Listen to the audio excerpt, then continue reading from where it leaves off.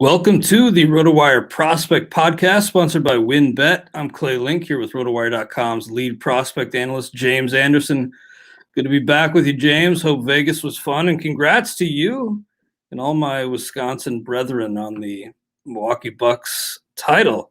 I'm a little surprised you are with us today. You're able to do the show, although I've never known you to whiff on your duties.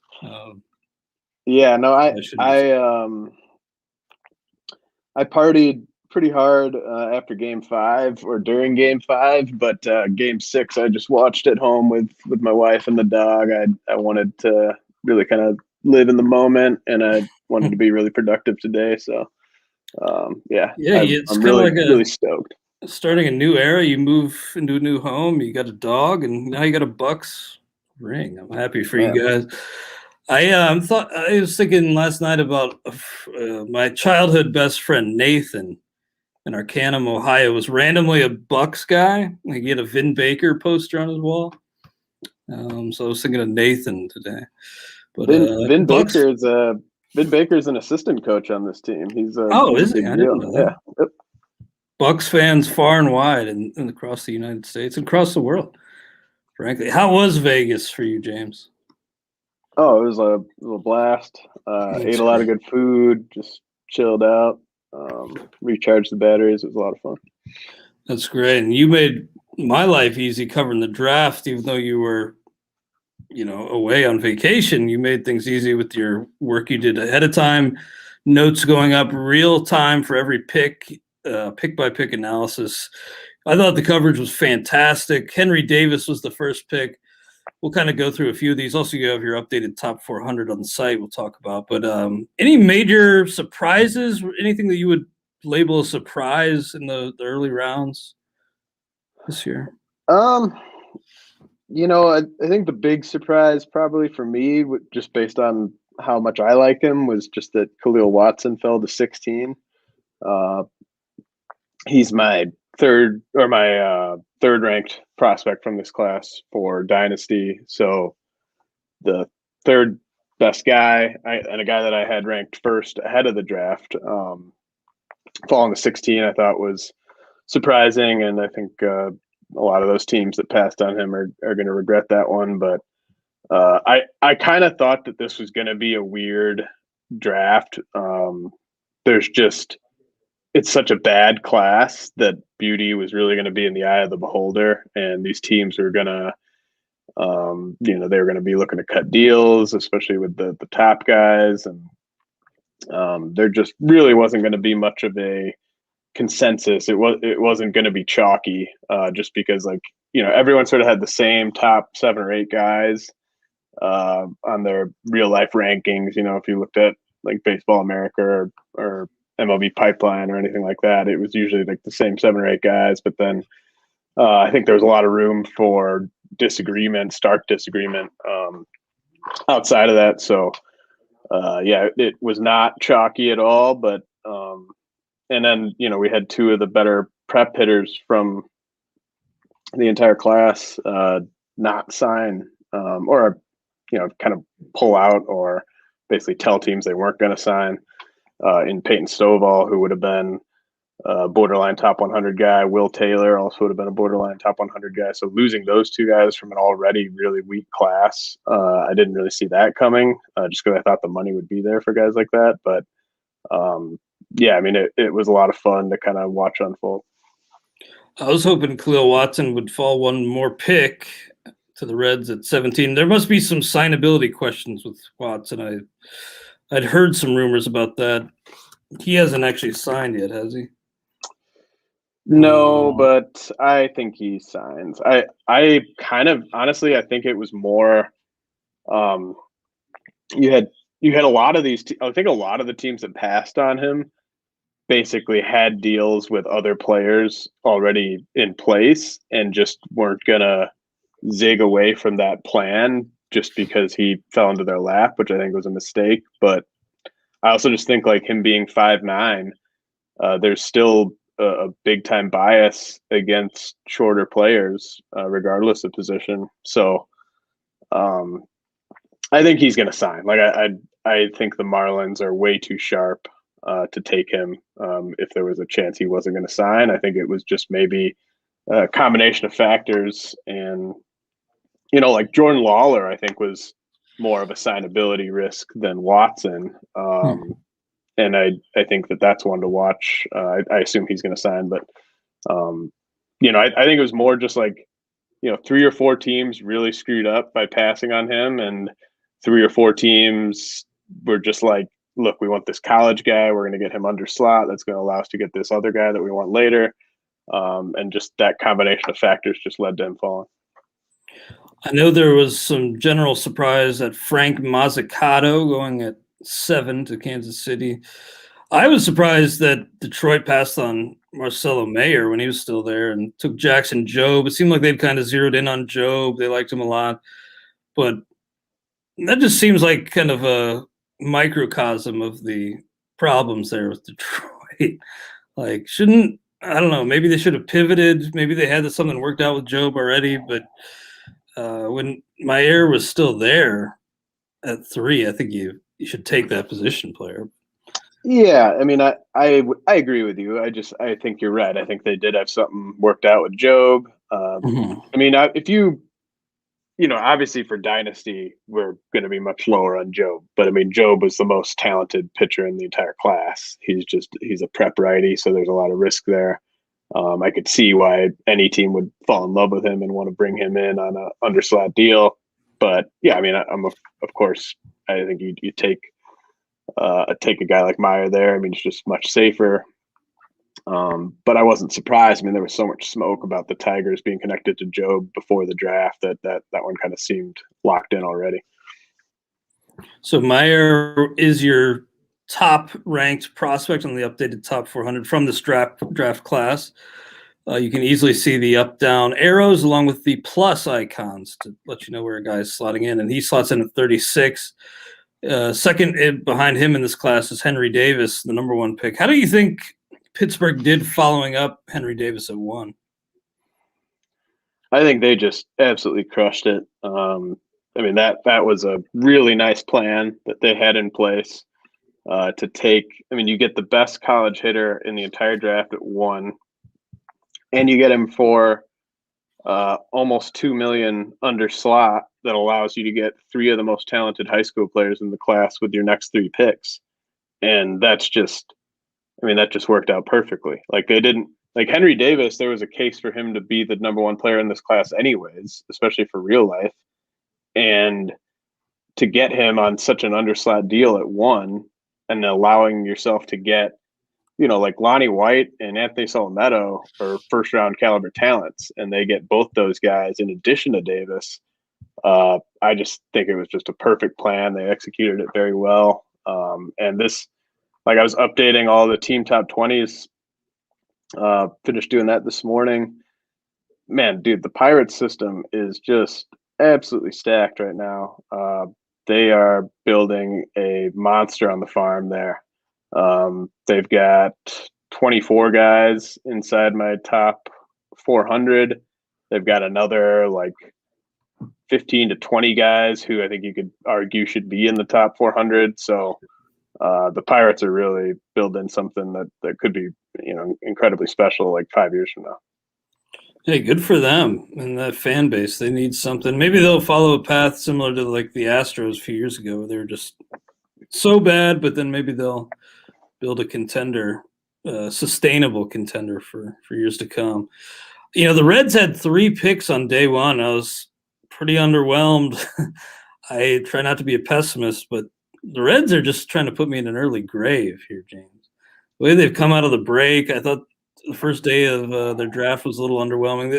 I know one of the guys was kind of described as like Nick Madrigal light. Maybe that was Matt McClain. I guess Jay Allen could be something. Actually, I liked McClain. I have him ranked 8th from this draft for fantasy. Like I like McClain more than I like Colton Cowser or Sal Frelick, who the Orioles took Cowser at 5. My Brewers took Frelick at 15. I would have taken McClain over both those guys. The Madrigal comp it's kind of lazy, really. People shouldn't get compared to Nick Madrigal because Nick Madrigal is he's such kind of like a unicorn in terms of just his size and his skill set. Like his strengths are just almost impossible to duplicate. Like there just aren't guys that make contact at that type of clip. And then his lack of power with that hit tool, it's such a rare combination. Whereas I think McLean is more kind of, sort of your standard, like could be a leadoff hitter, could be a number 2 hitter. I think there's a bit more pop in there than I think he gets credit for. Like I think he is a pretty good bet, especially in that ballpark, to be a 15+ homer guy, which you obviously wouldn't say about Madrigal. And he's got more speed than Madrigal. Like I think he's got a higher stolen base upside than Madrigal does. So, and he's not going to have that type of 80 grade hit tool that the Madrigal has. So, I think McLean is, in a normal draft class, I wouldn't be very excited about him, but in this draft class, just given how weak the college crop of hitters were, getting an up the middle guy like that, who's going to do a little bit of everything, I thought that was a really solid pick by the Reds. Well, that's good to hear. That wasn't the only lazy comp that night. But I do have to say, Jim Callis and Jonathan Mayo were actually kind of fighting the comps, and it was kind of like a thing on the broadcast. It was kind of funny. Well, yeah. I mean, those guys who aren't the draft experts, I'm sure, like Reynolds or they love Amsinger or whoever, like they're just obsessed with comps, right? Mm-hmm. And like all the like hardcore scouting guys hate pushback. So exactly. I mean, like that would have been probably pretty funny to watch. It's kind of funny to see that because, like, they have to kind of put up with it every draft, but it was kind of funny seeing Callis kind of push back on it. Kumar Rocker, John Leiter, you kind of alluded to this before the draft, but they slot in back to back. Really kind of a toss-up for you, it seems like, between these two arms. Leiter going ahead of Rocker falling to the Mets at I think 10, was it, overall? Yep. And, you still like Rocker a little bit more, but for you, it's very neck and neck with these two. Yeah, and I'm sure that they won't stay that close in the rankings in the coming year. I mean, one of them will separate themselves, but I think Rocker, that was a really nice landing spot for him in New York, and I think he's just got a higher ceiling than Leiter. I think Leiter is about as safe as you get as a college starter in terms of just being like a number 3 starter in the majors. The best fastball in this class, not necessarily from a velocity standpoint, but from a movement and command standpoint. But, I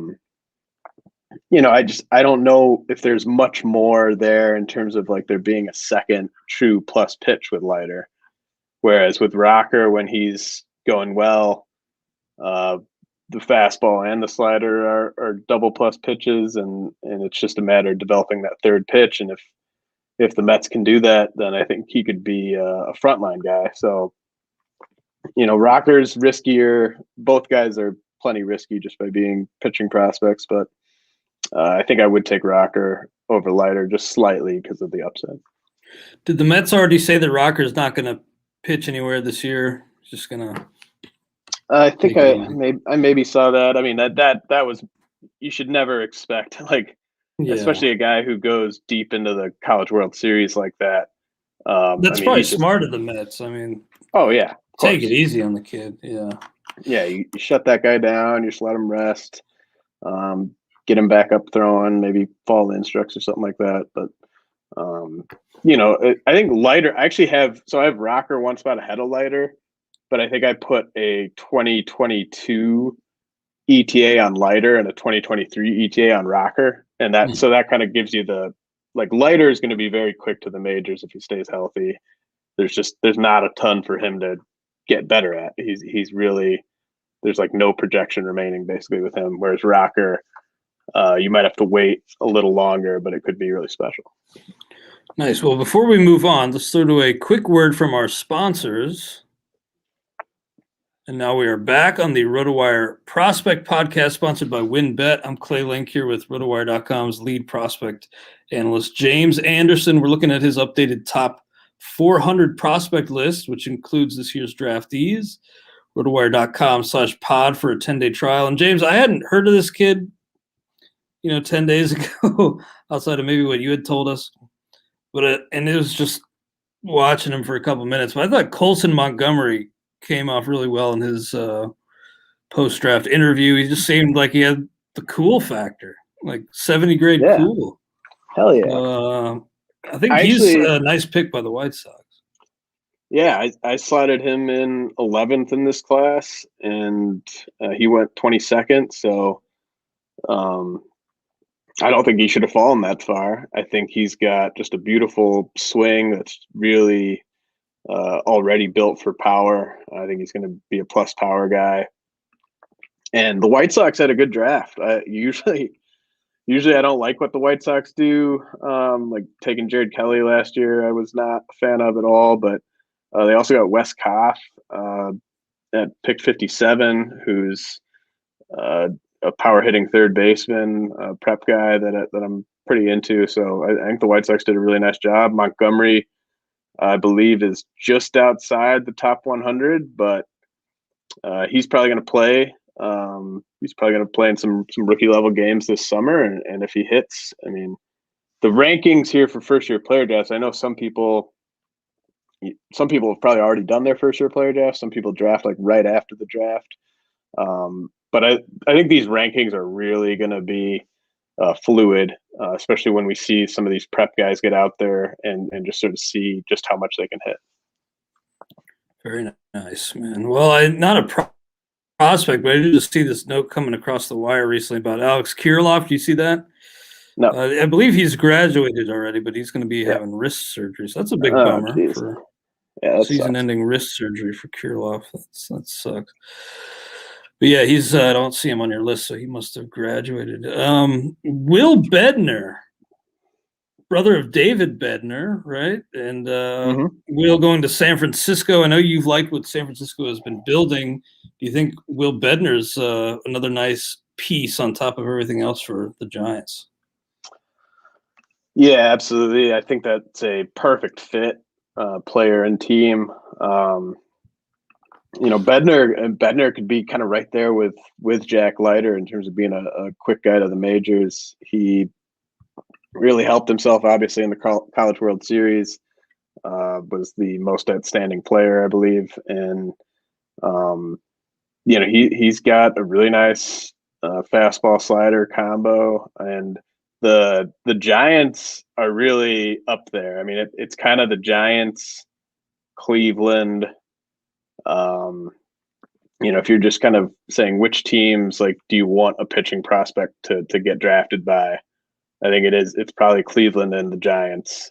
You could say like a team like the Dodgers, they obviously know what they're doing. Maybe the Brewers, but like the Dodgers are just always going to be really crowded. That there's some kind of like extra relief risk there if you just can't crack that top five. I think Bednar. I mean, we've seen what the Giants have already done with like a guy like Kyle Harrison, who's obviously a prep guy, different type of pitcher, but they're just really good at developing all players, but pitchers as well. Well, before we move on to the risers and fallers non-2021 draftees edition, anything else you want to mention on the draft class where these guys are slotting in? I mean, I think only 8 guys cracked my top 100, and I just, be careful out there. It's not a good draft class. So, I think in a lot of first year player drafts, it's usually a combination of you can take those first year player guys, or you can just take the best prospect who wasn't kept, who was taken in a previous draft or signed internationally or whatever. Like, I could see myself using, like, if I have 5 first year player draft picks, I might only use 1 or 2 of them on guys from this draft class. Like, I might be just going after prospects that just got thrown back or didn't get added before a roster's locked or anything like that. So it's not a good year to have a high pick in a first year player draft. Hopefully, maybe that storyline can kind of change this summer if some of these guys go out and really surprise us. But one of the worst classes for fantasy that I've seen since I've been doing this. So that's a bummer, but there's still a few guys, and diamonds in the rough will emerge in time. But Yep. It's just it takes at least 2 years before you can even start to evaluate the class. But a 2020 draftee, Tyler Soderstrom's a double green arrow up guy for you on the latest prospect update, James. He's up to 16th overall, so he'd be the number 2 catching prospect behind Adley Rutschman. And you're getting pretty excited about what you've seen from Soderstrom. Yeah, I mean, I was too low on him, I think, pre-draft, but I knew that could be a possibility. Just with any kind of prep catcher, any prep hitter, really, there's going to be just kind of an unknown about how much they're actually going to hit. Although Soderstrom really had been getting rave reviews for a while. You throw in the trying to get better at catcher. Sometimes guys take that with them to the plate and just don't really perform. But Soderstrom, I think he's hitting enough right now at low A that I just don't see him debuting as a catcher. Like, I think he's going to move to left field, right field, first base, third base, one of the corners, and they're just going to get his bat into the majors as soon as they can, because he could be just a really, really special hitter. And he's got one of the sweetest swings in all the minors. It's just beautiful, beautiful to watch him hit.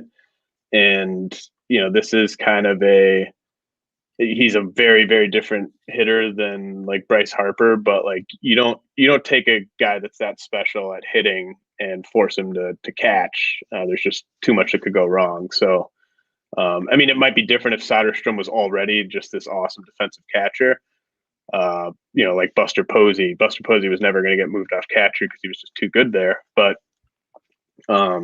Soderstrom's a below average catcher right now. He's already playing a little bit of first base. So, I'm ranking him inside the top 20 just because I think the bat is really going to play, and I think it's going to force the A's to move him off of the position. Pedro Leon just got bumped up to AAA, I saw. Now he's up to 18 on your prospect list here. 23 years old, and looks like he's gotten off to a pretty nice start at AAA. I was just looking to confirm. It was only 1 game, so I was getting out ahead of myself. But 2 walks and a hit in that 1 game. But good for him getting the bump up to Sugarland. Yeah, and I think context is important here with Leon.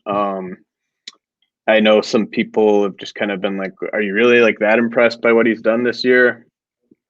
I'm kind of throwing out, like, to me, like spring training, like the first month or so of the season, like he was really getting up to speed in terms of just adjusting to stateside pitching. He hadn't been playing competitively in a long time. Like, I think it was like 2 years between when he last played and when he actually signed with the Astros. And the pandemic obviously didn't help matters. So Leon, since June, he's hitting 300, 423, 540, walking almost 15% of the time, striking out just under 25% of the time. But the big thing with him, like, I think strikeouts will be there. Like, he's probably going to strike out a decent amount at AAA. But the power and speed is, I think it's just getting undersold. I think people don't fully realize just how high this guy's ceiling is for fantasy. He's at least a plus runner, and he's still improving as a base stealer. He's got some work to do there, but he's attempting a ton of steals at least, which is nice. And he's got a ton of power to the pull side, which, if you think about in Houston, the Crawford boxes, like, he's just gonna wear those out. And he could be a 30-30 guy. Like, he could be just really, really awesome for fantasy. Can play center field, can play shortstop, 2 positions that are kind of unclaimed beyond this year for Houston. So shouldn't be hard for him to break through with the big league club. And I mean, we might even see him up this year, like him and Bobby Witt and like Nick Prado, like all got promoted from AA to AAA like within a day or two of each other. And like this is kind of when you move your guy that is maybe in the mix, you move him up to AAA now. You still got a couple months left, see how he does, and I think any of those guys could force the issue here down the stretch. So it's not stashing season, I don't think, at least in like 15-team mixed leagues, but would not be surprised if Leon was heard from later this year, maybe in September. Yeah, that was going to be my follow-up because when I was doing the show on MLB Network Radio with Todd last week, I said, I felt maybe the Jarren Durans of the world, maybe the last wave, but maybe not. Maybe, I mean, the Royals are awful, so I don't know if they'll want to start Witt's clock. Maybe not, but Leon, it's interesting that you think there's a chance that he could jump another level yet. James, I got some bad news for you. According to Mark Topkin, the Tampa Bay Times, the Rays sent Vidal Brujan down, so I want to apologize to you because I went out and spent for him in the main. I was on fab duty that week, and we needed some bags. It's not really that big of a surprise that he was sent down, but I was kind of hoping he'd stick around. I would demand apologies from you and from Todd Whitestone, who scooped him in one of our leagues. But I can't demand those apologies because I was MIA, I think, for the weeks where you guys added him. So I mean, that's just my bad for not being the voice of reason there. But I mean, I didn't go too crazy, but I probably spent 70 or so on him. But yeah, sorry, yeah, I know you like Vidal Brujan, but not so much necessarily this stint in the majors. Where's Brujan slotting in on your list nowadays, by the way? Let me see here. Sorry, my internet 17. 17. Okay. He's actually right in between Soderstrom and Leon. I gotcha. Well, tell us a little bit, James, if you would, about Jose Miranda. He's got the 2 green arrows up, Minnesota third baseman. What's got him climbing so high? Yeah, so Miranda was a guy who back in like 2017, like the off season after 2017, was flirting with like the top 200 because I just loved the contact skills that he was showing in the lower levels, and he was getting to a little bit of power then. This was kind of in I want to say like the Appy League and Low A. And so this was a guy that I used to be really high on. I mean, no one was ranking Miranda back then. So like just the fact that I even had him around 200, like that was a pretty big vote of confidence for him. But then he goes to high A, double A, 2018, 2019. He's always made contact at an excellent clip, but he wasn't walking a ton. He wasn't hitting for much power. Then we have the pandemic, obviously, just kind of out of sight, out of mind. But this year, he got assigned to Double A as a 23-year-old, and he did exactly what you're supposed to do as a 23-year-old at Double A. He destroyed it. 345, 408, 588 with 13 homers and 47 games. And then he gets the bump up to Triple A, and he's been even better at Triple A. Similar slash line, even more power. He's walking more, striking out a little bit more, but still, an elite strikeout rate for a 23-year-old at AAA who's doing as much damage as he's doing. And I was actually texting with our buddy Chris Welsh about Miranda earlier today. Like these guys that go to AA and then to AAA and destroy both levels at age appropriate, being age appropriate for AA, AAA, those guys that do that in the span of like 2 to 3 months, that's usually a pretty big sign that something's happening here. And I kind of compared it a little bit to like Trent Grisham in 2019. Very different types of players. Miranda's not going to be a threat with, his heels at all, but going to Double A, dominating in your first taste of Double A, and then going right up to Triple A and not skipping a beat when you're 23, that's big. And usually there's some growing pains there, but Miranda's just been raking.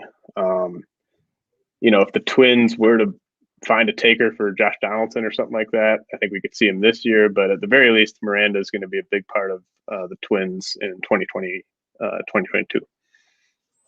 Very nice. Now, Mason Wynn in the Cardinals organization, you may look at the numbers, James, and I say you, but I mean me. Look at it, kind of underwhelming, 777 OPS, but kid's 19, had a full season affiliate at low A and running quite a bit, 16 bags. I can see why you're bumping him up, even though the numbers may not jump out off the page at a glance. Yeah, I mean, and the context is big here too, because you'll recall, like, prior to last year's draft, I said like Mason Wynn would be, one of my 5 or 10 favorite players in the entire draft if I knew that he was going to be developed as a shortstop, because he was a two-way guy, and some teams liked him even better as a pitcher. But the Cardinals have sent him out as a shortstop, and the strikeout rates is better than I would have thought. A lot of guys his age and with his experience would have opened in rookie ball. The Cardinals sent him to low A, and he could have been worse than he's been to this point and would have stayed in like the top 150. But he's been 16% better in league average. He's walking a ton. There's a lot more power in there than he's shown so far. Like, I mean, this is a guy with big time power speed potential. The power is going to probably show up last, but just the fact that he's showing this type of approach at low A and that they're not messing around with the two-way stuff just has me really excited about what's in store for Wynn. Tanner Houck's inside your top 100 and making waves at the big league level right now. Did you add any Tanner Houck in your fantasy leagues in recent weeks? I did. He was a priority ad for me this past Sunday. I scooped him up in TGFBI, I believe. He's got the Yankees tomorrow. Looks like. Yeah, I'm not starting him this week. It's a spec. It's a spec ad, right? Like, I think the stuff is really good. He's been really good, but he hasn't been asked to pitch and handle True Star's workload in the majors yet this season. But he's a guy that I really liked. Like at the end of last season, just sort of digging in what he did. I mean, the slider is ridiculous. The sinker is ridiculous, and I think he could be a difference maker down the stretch, especially if you're dealing with injuries to your pitching staff. The matchups might not always be pretty. Like, he's got the Yankees this week, he's got the Blue Jays next week, so you might not feel great about starting him in either of those. But I think that I think he's got the Tigers the week after that, so that could be pretty juicy. What about Jake Berger? This is a guy who did he hurt his Achilles in like a home accident or something? Well, he hurt his Achilles multiple times. Like, he had to have multiple Achilles surgeries. That sucks, and it's such a good story that we're even talking about him. Like, there wouldn't have been any shame in that kind of ending his pro career, basically, because he missed so much time. Like, he missed 3 whole years. Yeah, he did. According to his stat log. Yeah, that's and he only played 51 games in 2017, and then didn't play at all until this year. I mean, I'm sure he was playing in some games somewhere, but not like games that were tracked. And he shows up at AAA. Was awesome there. Hitting for power, hitting for average. He's in the majors right now. I mean, the strikeouts are worth watching, and he is 25. But I mean, the context, he's a really young 25 from a developmental standpoint, right? Like, I mean, you can almost think of him as like a 22, 23-year-old just in terms of how many reps he's had. And Yeah, I think there might be something there with Jake Berger. He's hitting the ball hard. He's not inside my top 100, so I'm not like all in. But like I added him in a deep mixed league where I was hurting at third base, just to kind of see what happens. I think it's worth exploring. That is a tremendous story. Good for Jake Berger. That's unimaginable almost that he hadn't played a competitive game, an organized game of baseball in like 3 years before this year. Now he's tearing it up at the big league level. Only 12 games, but that is really impressive. And yeah, it looks like the second tear of the Achilles was the one at home. So he tore it in February of 2018, then retore it in May of that year. So that's quite a thing to come back from for Jake Berger. Now, James, I want to talk a little bit about rookie level performances that have caught some attention. I've noticed one name, Arteaga's been kind of making the rounds here and there on Twitter, and I think our buddy Ian Kahn was talking about him. But before we get into specific players, is there something or some things you look for specifically at the rookie levels that kind of tip you off one way or another, or that you put more stock into down there? Yeah, I think it's just worth going over just kind of the basics there, just for people that are doing this at home. So we have the Florida and the Arizona Complex leagues going on right now. We also have the Dominican Summer League going on right now. That's it. There's no more Pioneer League. There's no more Appy League or New York Penn League. So it's just those complex leagues, and then the next move up is to low A. And so I think it's important to like talk about like what's age appropriate for those rookie levels. Dominican Summer League, 17 years of age is the age appropriate for the DSL. So, and I know some people just poo-poo looking at DSL stats, regardless of how old the guy is. I disagree with that. I think that as long as you're using context, it can be valuable, and it's more of like a checkpoint, right? Like a 17-year-old who's destroying the DSL, that doesn't mean that player is awesome, but it does mean that player is doing what they're supposed to do. Like you're not supposed to go to the DSL and suck. Like you're not supposed to go there. Even if you strike out, like if you go there and you strike out like 25-30% of the time, that's a pretty big red flag. Like you're supposed to go there and really tear it up. And if you're 18 and you're there, you're really supposed to tear it up. So the guys that actually go there and do what they're supposed to do, it's like, okay, they're on course, right? So you can kind of get excited. With the complex leagues, age appropriate is kind of like 18. Maybe you're a young 19 and it just kind of makes sense. Like your experience dictates that that's where you go.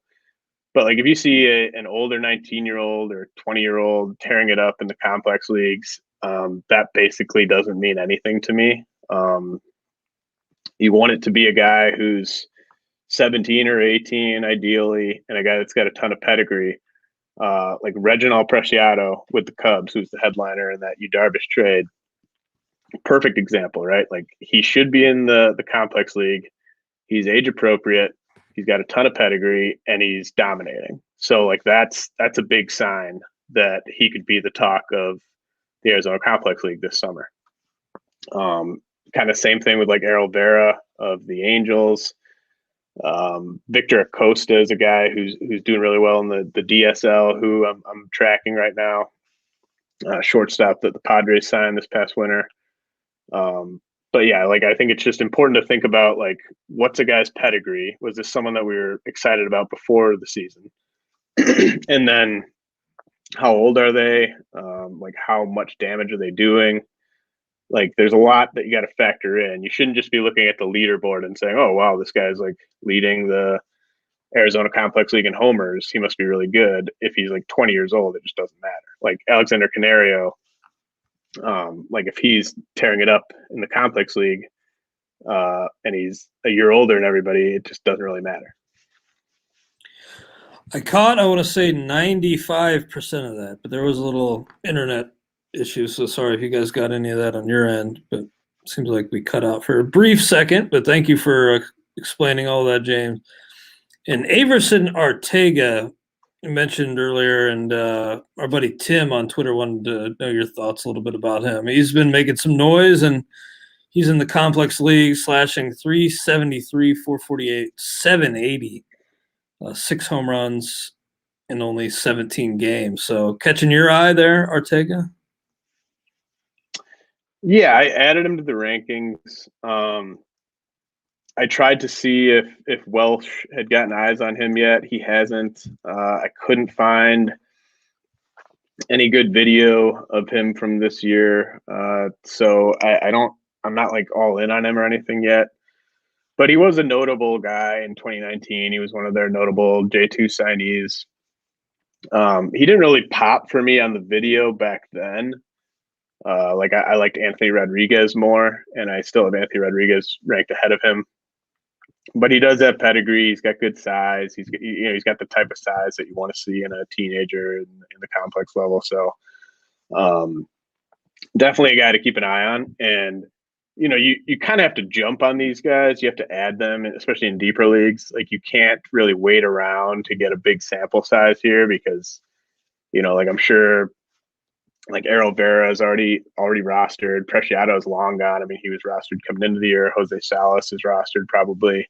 So if you think this is real with Arteaga, or maybe you think it could be real, now's the time to jump. Like you don't want to wait until I throw him inside my top 150. Like if that happens, he's probably going to be rostered by then. I'm kind of taking a more patient approach with him just because I wasn't that in on him coming into the year. But he will be scooped up in your league if he's not already, especially with like Ian talking about him. So I think it's interesting. It's worth tracking. But he's still outside my top 200 for now. Errol Vera, I love that name. It sounds like aloe vera. Any other? That was horrible. But any of these other rookie level guys you want to mention? I did want to just mention, and he wasn't there for long, but Everson Pereira with the Yankees was a big deal when he signed in 2017, I want to say. And he really struggled in 2018. He struggled again in 2019. And, we hadn't seen him in over a year. He got sent to the complex league, and he did exactly what a 20-year-old in the complex league is supposed to do. He forced a promotion after like 3 games. And now he's at low A. He's 20, but he's a young 20. And 20, I think, is fine for low A. Ideally, you're 19. But, I mean, just given his background, like that's where he's supposed to be right now is low A. And he's tearing it up. And I just noticed that he's available in a lot of my dynasty leagues right now. So he's probably out there in some of yours. He's just outside my top 200, but with like 2 more weeks of strong production, he could be inside my top like 150. There's a ton of fluidity, and we said this before, but like once you get outside the top 100, top 125 or so, it doesn't take much from a guy to move from like 200 to 120. Like if a guy just goes nuts for a couple of weeks, that's really all it takes. And we have to be reacting quickly on guys like this. We don't have the time to sit around and wait for all the stuff to stabilize. And Pereira's got tools. He's got a pretty swing. He's not as speedy as he was when he signed. I think it's going to be more of kind of a 4-category thing. But the Yankees have really been churning out the pop-up guys this year. Kevin Alcantara is getting a lot of love, rightfully so. And Anthony Volpe, obviously. They've had a lot of guys really kind of blow up on the position player side. Not a guy ranked on your list anymore, but a little bit of a blast from the past, although he's just finally kind of getting his run in the majors. But Jared Oliva, 6 for his last 14 after just singling today. So opportunity seems to be there, but not a guy you're particularly high on anymore, it seems. He's 20. He's almost 26. He'd been pretty bad. I mean, his season numbers are still not good. But I mean, he's got opportunity and he's got speed. So if you're looking for steals, definitely a name to keep in mind. Yeah, I think I still have him in the Mocky League that Derek Van Riper runs. So I was actually thinking about either activating him or cutting him loose. But I'll probably activate him, see if he can give me a few bags over the rest of the way. Anybody else you want to mention here, James, on your updated top 400 or lower level guys that you want to mention? No, I mean, just go check out the article, check out the top 400. All the team top 20s are updated. They'll be getting a more sort of thorough sweep over the next like 3 or 4 weeks, but all the top 20s are updated. All the like OBP arrows are updated. All the ETAs are updated. All the year signs are updated, so you can sort it however you want using those filters on the top 400. So should be a lot there. I mean, you should definitely be using the My RotoWire feature so that you can see who's available very quickly in all your leagues. But yeah, that's all set. And then over the next week or so, I'll be working on the updated dynasty rankings. I already know that those are incredibly out of date, and the top 400 prospect rankings are a labor of love. The dynasty rankings are a labor of necessity, I would say. Like I hate those as soon as they go live, and I hate them even more like a week later. And now that they're like over a month old, they look terrible. But those will be getting a facelift here in about a week before the trade deadline. Nice. We had a dynasty question in the chat about Trout. I'm wondering how far he should reach for Trout. Maybe 2 top 60 prospects, maybe 3. I would say, yeah, at least 2. Although he's going to be a really tough guy to evaluate for next year and beyond because the injuries are really adding up. I'm looking at that question right now. I still think you want at least like 1 top 20 prospect and then another top 41 probably. Oh yeah, man, you gotta get more than that. I mean, it's just, I know that he's older and you're not competing, but I would say either hold him. Like if you think that's the best you can do right now, I would just hold him until he's healthy. And like it's not like Trout's going to not be awesome when he's healthy. But I mean, I wouldn't trade Trout for Wander Franco straight up. I wouldn't trade Trout for Jared Kelenic straight up, even if you're rebuilding. Like Trout's just too good, and I wouldn't even necessarily be focused on just prospects. I'd be looking at young big leaguers. Like, can you get like Ozzie Albies and Cody Bellinger or something like that? Like I'd be shooting much higher than what he said. And if that's not out there, just wait till he's healthy. Like healthy Trout is going to get you a ton by someone that's trying to win your league. So do not sell him for just a couple prospects who could be good. You gotta really get more than that. And I also agree with him that he mentions that we should have a Super Mega Baseball 3 Twitch stream with our buddies at Fangraphs. Maybe we'll sync up a sport and figure something like that out. Well, James, walk up tracks. Time to draft our latest. Do you want to go first this week? Yeah, man. This one, you might roll your eyes. This is technically a No Limit album, but it's a Snoop Dogg No Limit album. And the track is "Bitch Please," Snoop Dogg featuring Exhibit and Nate Dogg. I think I remember that. And it's Dr. Dre on the beat. And I want the track to come in sort of at the end when Nate Dogg's just kind of crooning down the stretch of the track. I think that would be something that would really get me hyped in the box. Was that off No Limits Top Dog, or The Game Yeah, Is to Be yep. Sold, Not to Be Told? I just No, remember those are two different. Those are two different albums. Oh, I know. The first No one, the Limit game Top is Dog, and then right. The Game Is to Be Sold. Yeah, separate. And I mean, Last Meal, I think is a classic album, but I No don't know. Limit, I've never heard that one.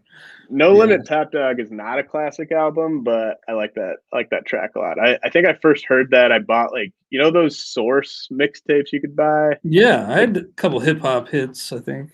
Yeah, it was like a Source something, and that was just one of the tracks on there. I was like, man, this is fire. And then I think I bought the album, and I was like, oh, the rest of this album sucks. So. Yeah, I don't remember Dre having many produced songs on those No Limit records of Snoop's. That's interesting. I just know that, in addition to Doggy Style, The Game Is to Be Sold, Not to Be Told, another one of the all-time classic covers. And a classic title too.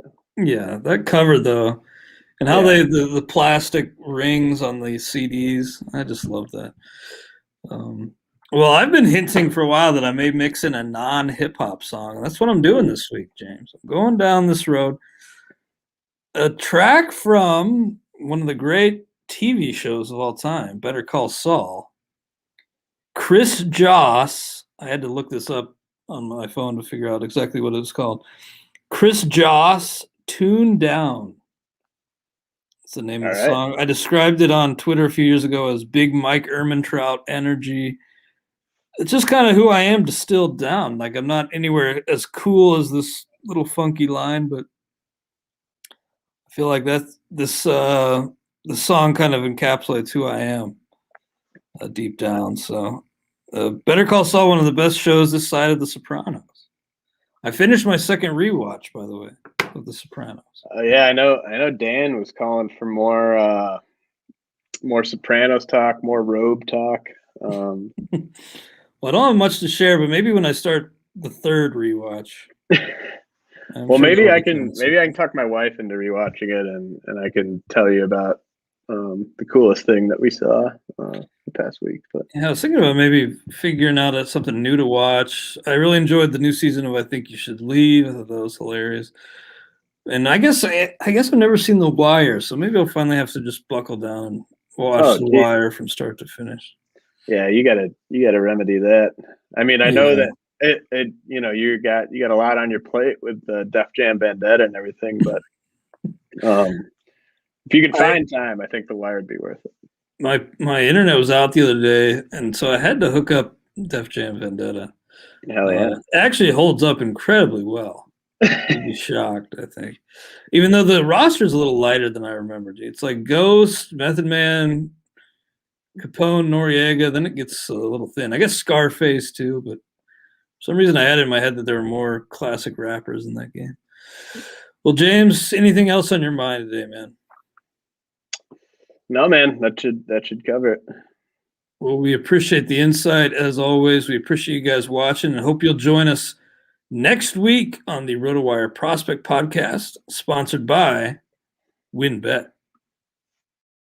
Try RotoWire today, free for 10 days. Get our premium tools, rankings, analysis, and breaking news alerts. No credit card required. Go to rotowire.com/try.